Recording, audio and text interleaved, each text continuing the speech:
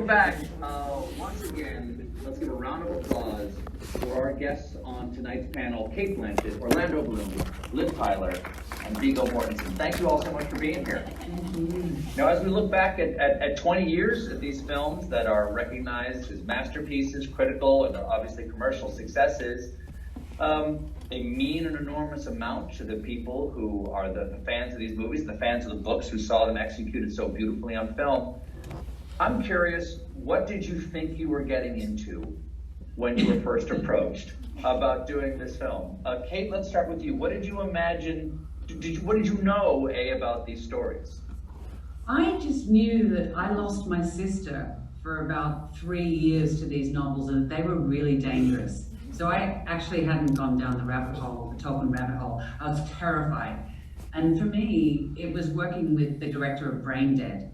And I thought that sensibility with these extraordinary books, I just wanted to be part of it. But I actually got career advice not to do it. Well, some of the worst career advice I ever got. What was the rationale? It's like, look, do you really want to go to New Zealand for 3 weeks and play an elf?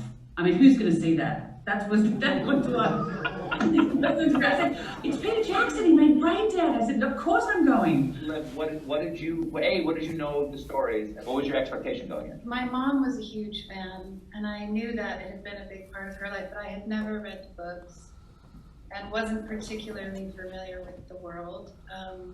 I had a conversation with Peter Jackson where he asked me if I would join him in this thing, and it was more like 9 months or a year. It was a very long period of time, and that was weirdly the hardest decision because the talent behind it was just incredible. So I remember jumping on my bed. I was in a hotel room, and it was just a dream, but it was, how can you commit that many months of your life to move to New Zealand? And that 9 months turned into actually like 3 years, but it was an amazing experience.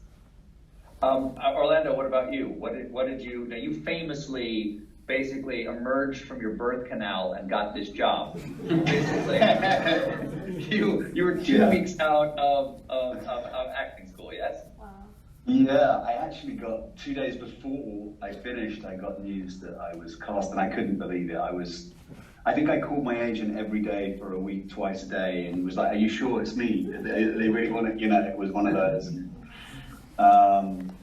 I'd read The Hobbit as a kid. One of my best friends, who's Swedish, was a huge fan of Lord of the Rings, and I'd sort of, I'd embarked on Lord of the Rings, but I hadn't got the whole way through it.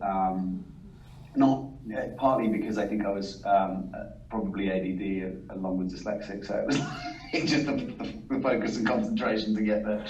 But I sort of did a big deep dive into the world when, you know, the books and stuff when we arrived in New Zealand, and it was just like, which was perfect timing actually, because it was so fresh in my mind. I remember I used to write, I'd write faxes to Peter and Fran about, could Legolas do what he does in the book and come to the Council of Elrond with this news?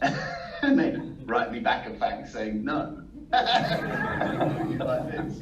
Well, Viggo, I know for a fact that one of the reasons why you were cast, besides your enormous talent, is how tiny your shorts were in G.I. Jane. Because Fran and Philippa told me that those shorts played a big part in him getting cast in G.I. Jane. Oh, but new information. I had no idea.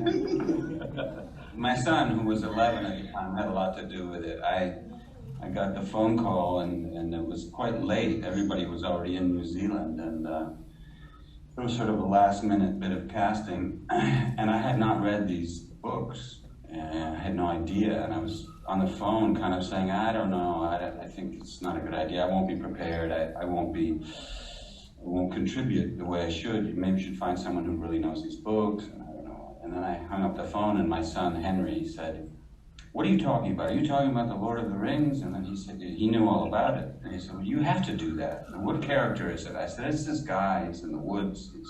He's in the fire, long legs, something. I don't know what he does." "That's the king." I go, "What do you mean it's the king?" He said, "Then you got to read the book, Dad." I said, "Go do it. I'll be gone a long time." Well, that's all right. You got to do it, you know. So that he had a lot. Did any of you actually have any familiarity with New Zealand? I know, Kate, you're from Australia, but had you spent much time over in New Zealand? No, and I've never been to the South. But it's also, this is the thing, it's, if one believes in God, he was born in New Zealand, and it was, this is the thing, you couldn't have filmed it anywhere else. Because I think everyone thought, why are they filming it there? We sort of forget it was an undiscovered cinematic gem, really, before. And he and Fran and Philip have been making films there for years, but New Zealand itself, that volcanic rock, it's such a huge character. It is Middle Earth now. I've been lucky enough to go a few times, and the feeling I have, especially on the South Island, is every vista you come across, every turn of every road you go, well, the world just began right there. Yeah. Like, this is the world, like, this is, I must stay here to be fully human, because this is the world unspoiled right here. What about the rest of you? Did you have any experience with New Zealand? And if not, like, what was your impression of that place as a character in this film? It was, it wasn't on just that it was virgin territory in terms of movies, landscapes, which was great, and that there was such variety to the landscape, but it was also the people. And many of them, I'd venture to say more than half of them, had little or no experience when we started. So it was a never to be repeated experience, not just showing these wonderful places that were so perfect for our story, but it was the way that it was made, this collective effort, we'll figure it out. It's never been done, well, let's figure this out. Well, it was constantly that way, every day, the way Peter Jackson and his team, they would find solutions, big ones, small ones, and invent ways of getting shots that nobody had done. That was amazing, and that was, it couldn't have been done the way it was done anywhere else because of the landscapes, but I think more importantly, the people. Just wanted to follow on about the people, as Viggo said, because it was almost a spiritual experience. We would arrive at certain locations and we would bless the land. The land would be blessed, and it was a sort of embarking on this journey. We'd be in helicopters. We'd take a helicopter to work at times, which was just mind blowing. It's like, we'd be down in. Getting up at 6 in the morning and jumping in a helicopter to go to a part of this island that people would never set foot on before, and everything was carpeted and taken care of, and it was pretty, there was a sort of spiritual aspect that was pretty special to it too. With the huckers as well and the headbutts. I know that Sean Bean famously didn't like the helicopters. Was everyone else okay with the helicopters? I had the most insane helicopter ride with Sean Bean, but it's a story for another day. It's too long. There was a moment where we were shooting all of these different units, multiple units, and Peter was kind of conducting this giant orchestra from his armchair, and all these he would be in all these we'd each be in a different magical place, having our own unique experience, maybe on the same day, which was really wild. Just the variety of the landscapes and the passion and enthusiasm of the people, and it was really very special. Now, there's something unique about this group. The four of you here after the Two Towers, these are the four people who had to learn Elvish.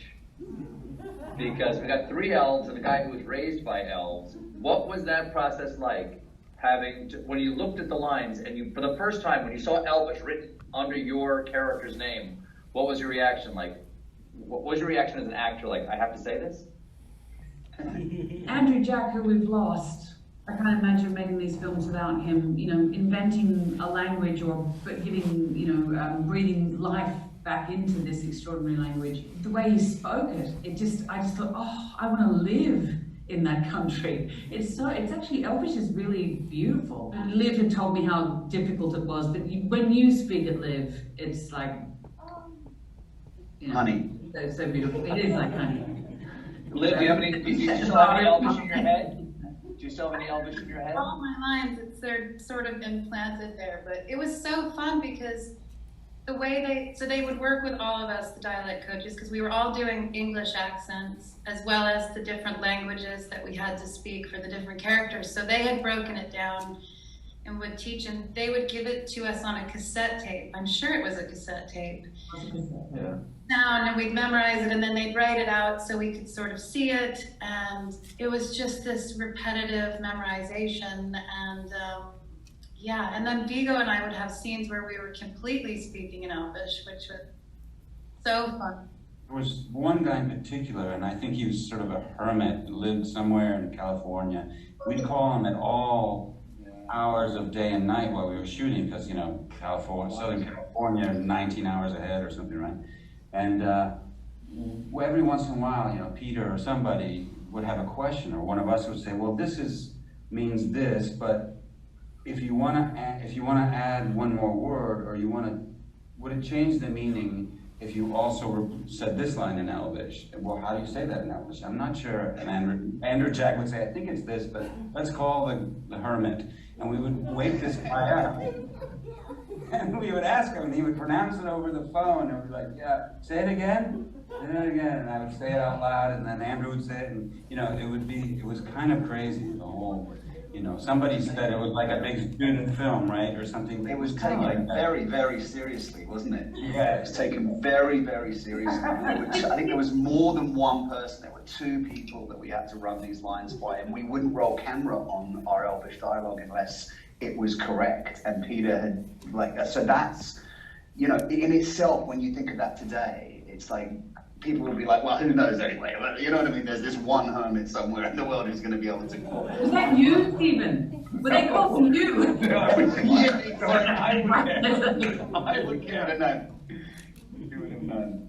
Well, what about the ears? Three of you had to do the ears. You will agree it's a fantastic look, right? It's an amazing look, but they're right. I mean, because they're right next to your face, so next to any close-up or anything. The amount of time, I mean, obviously there are people who are having way more, like even John Rhys Davies, as the dwarf would have such a long time in the makeup chair because there was a whole mask situation. But just because the ears were so close to your face, and that was for a close-up, the detail and the time that it took to melt away the prosthetic so that it was a perfect blend. And I can countless times think of the times that Noreen, who was my amazing first Australian makeup, would like just rip them off the ears and go, no, I got the thing wrong, and she would throw it to the wall and it would stick there because she hadn't got it right, and then go back and do it again to make sure they were right. But they were a cool look. But I collected all those cast-offs. I got really obsessed with them. And you'd find them at the end of the day. It was kind of gross, but I was fascinated by it. There'd be this pile of ear tips at the end, and I just kind of, you know. So when I finished, they gave me, I thought, oh sweet, they bought me a box of chocolates. And I opened the lid and then put all of the ear tips, and taken all the chocolates out, eaten them, and put all of the ear tips and things, and sprayed them. I know. Yeah, I didn't eat them, but I have them somewhere. That was something that evolved, like the Hobbit feet. I mean, it was also a work in progress, you know, and like Gollum and all those things. But the elven, you know, ears, they got better and better, not only at applying them, but the look of them. They were just fine-tuning. They kept making over the whole process of shooting the trilogy. I remember they made all these molds of our whole face because of all the other elements of size and everything, but they had an actual little ear, like a little porcelain ear, and that's where they would mold it to.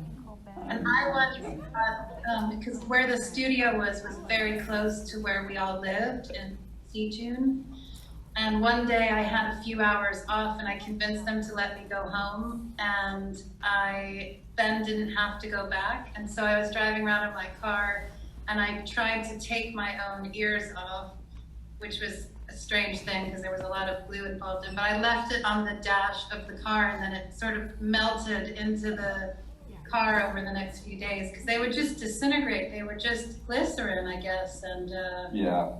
Delicious. I love my favorite thing about them was that they designed them in such a way that light would pass through them, yes. like the edge of a natural ear. That one truly just sold it. What is your favorite scene that you're in? But then what was your favorite scene to shoot? I think those are two slightly different things. What was your favorite day of shooting? Let's start with that. What was your favorite day of shooting? You know, I really loved all the things we did on the sets of Rivendell and Lothlorien. It was so beautifully designed. It was, again, based on those drawings by Ellen Lee and John Howe. And it was just being there, and had real waterfalls, and it was just a complete world. This set for Lothlorien was unbelievable. I mean, what you see and hear and feel watching in the movie was how it felt actually doing that.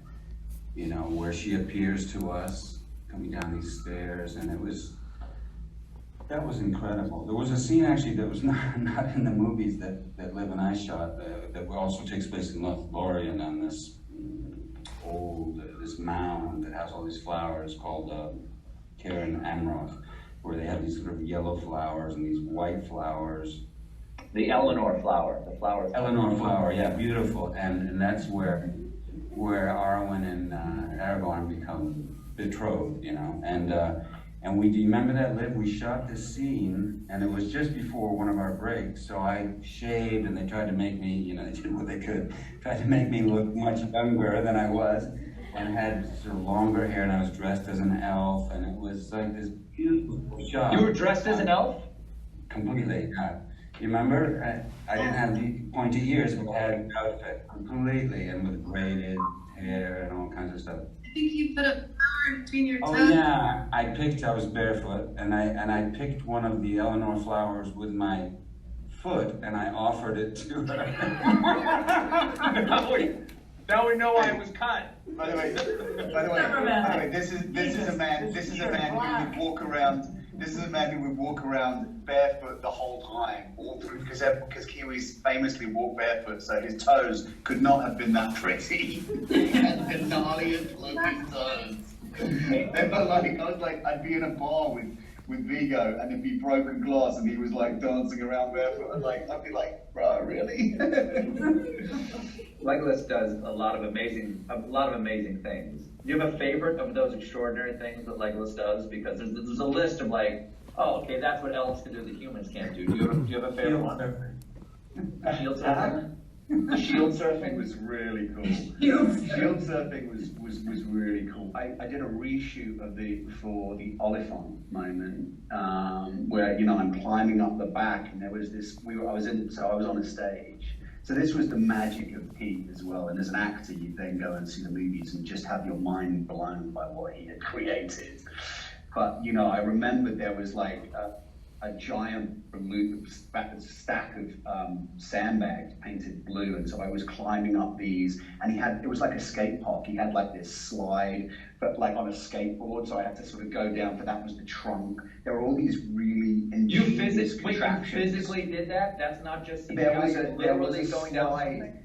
Exactly, there was a sort of, it wasn't as steep as that, but in order to get the motion and the movement, I was on these like skateboard style thing, and I was like, so I'm doing all of these, and I just had no idea how that would come together. And then it was like, and at the end of it, he said, now I want you to do this thing where when you get off, you have to kind of go, well, that was easy. And it was so out of character for Legolas. It was like it blew my little elven brain, because it was like, I was like, but like, Legolas is just supposed to be like, you know, I'm not supposed to emote anything that feels like a human thing, right? In some ways, it's how I held onto it. And it was like, so, and when I saw it in the movie, I just loved it. It got like, I think it was a cool moment, and I was amused myself and blown away at how people had managed to put it together. I'd like to tell you my favorite moments with each of your characters and ask you about those moments and creating them. So, Liv, is the moment you're at the Bruin Inn and you're the Nazgul across the river. My favorite moment is that moment of fear that you have. Like, what will I do now because I'm trapped up against this forest? Tell me about shooting that moment. We got to reenact together on your show. It was so fun. It was the brilliance of the way Peter worked, that there were so many different things that came together to make a moment like that work. So my memory of that particular moment is quite funny, and it was sort of embarrassing because I was on the stage, there was no river, there was no ring race, right? Yes, ring race. I didn't have Elijah with me. I had, at that time, there was different versions. So there was a man named Kieran who was 3'6". He would sit sometimes, but I actually had in that particular scene a kind of a doll that was going like to kind of look real and move if it was in a mid shot. So I was trying to just keep a straight face, get my sword up without knocking myself with it, and say the Elvish, Nino Hithaignu, that whole thing, and without bursting into hysterics, because I don't think I was on a horse. There was a robotic doll moving below me, and really it was just a few stones and a green screen, and then Peter just makes everything brilliant. Like there's a moment where Frodo's laying there and I come to him and we're crying, and we were literally in a little pile of rocks on the soundstage in a box factory with airplanes flying over it. And then when he cuts the whole thing together, it's magical. It's beautiful. Cate, for you, for me, everything around the Mirror of Galadriel is great. I know what it is you soul.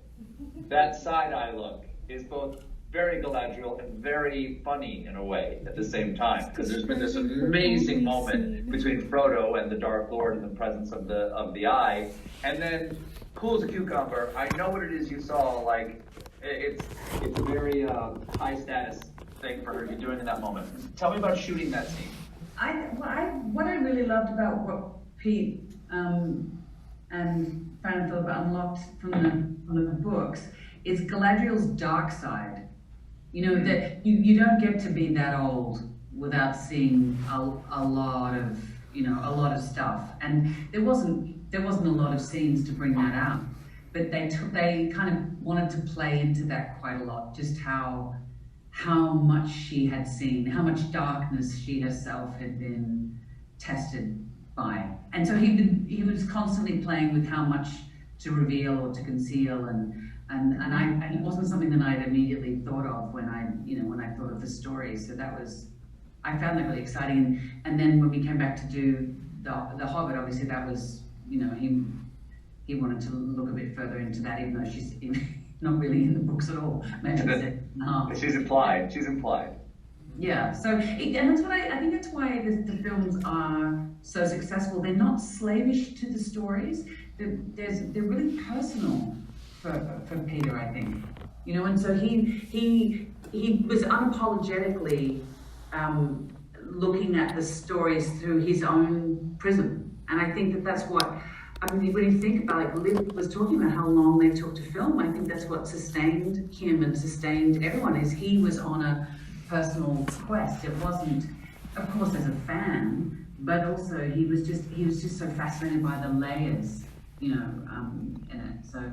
And Viggo, for me, it's a moment for you. I'd like to know about it. It's when you're at the top of Amon Hen and you have found Frodo, and the two of you have that moment that in the books is really more of a Faramir moment. You let him go and then turn and fight the orcs.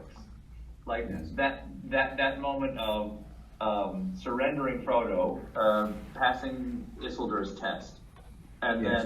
then going to fight the orcs.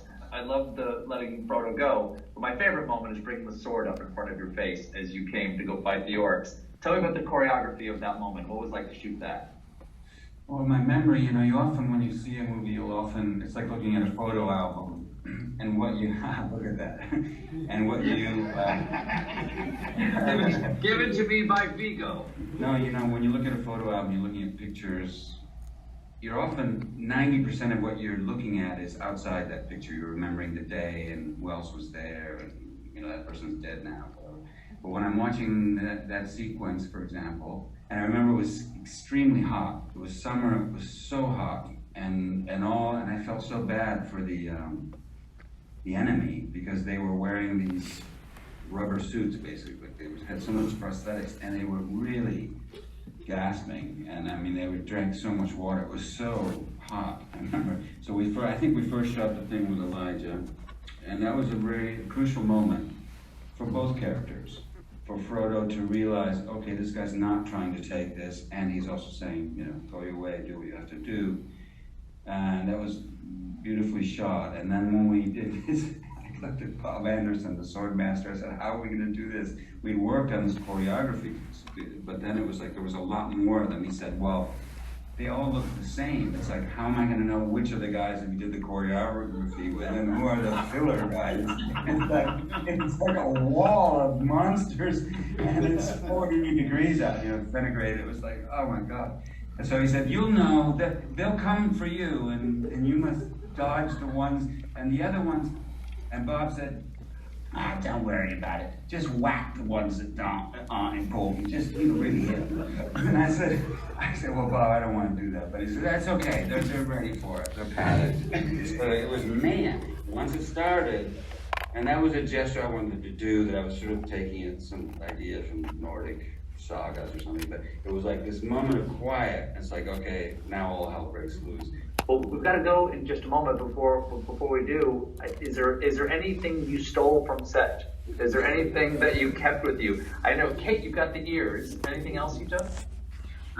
Well, I had a baby.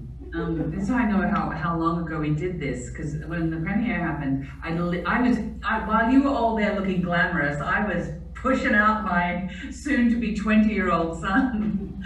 And the guys from Weta, they knew how much I love the ears, so they bronzed them for me. But then Pete and Fran and Philippa gave me this beautiful little, it's almost like something out of Chitty Chitty Bang Bang. The guys from Weta had made this beautiful zinc kind of pedal car that looked like an aeroplane.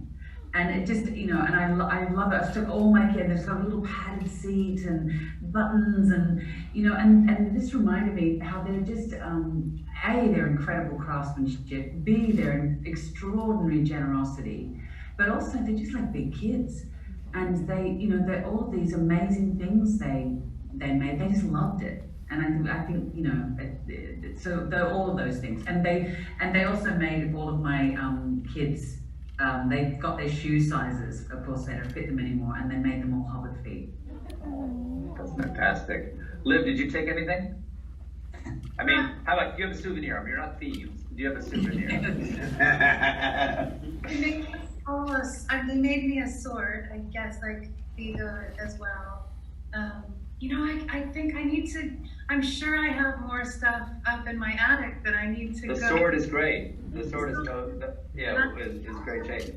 With some of the Weta people, like these guys have said, the talent of these craftsmen and women was so phenomenal. I used to go visit on my days off and just walk around and talk to people and sit for them, and I've never seen work like that before. The detail that went into every piece of leather, every prosthetic, every miniature, it was phenomenal. So I had a couple, I had a ring made for my ex-husband, Royston, of Arwen's face that he cast.